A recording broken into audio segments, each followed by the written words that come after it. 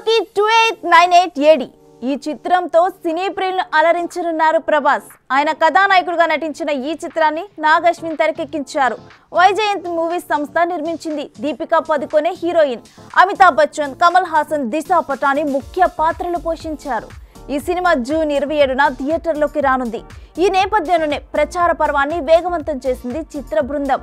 ఇందులో భాగంగా ఇటీవల బుజ్జి కారును పరిచయం చేశారు.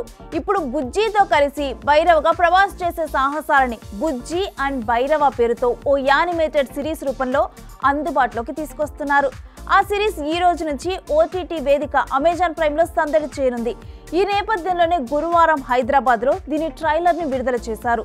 ఈ సందర్భంగా దర్శకుడు నాగ్ అశ్విన్ మాట్లాడుతూ, ఈ చిత్రంలో బుజ్జి భైరవుల వినోదం అందరినీ బాగా అలరిస్తుంది.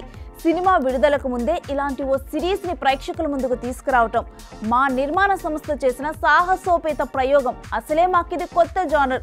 ఈ చిత్రాన్ని యానిమేషన్ సిరీస్ తో ప్రారంభించడం కొత్త విషయం. 2 ఏళ్ల క్రితం మాకు ఈ ఆలోచన వచ్చినప్పుడు ఇదెంత కష్టమో మాకు తెలియదు. మేము ఈ సిరీస్ కోసం చోటా భీమ్ లాంటి యానిమేషన్ సిరీస్ ని రూపొందించిన గ్రీన్ గోల్డ్ సంస్థతో కలిసి పనిచేశాం.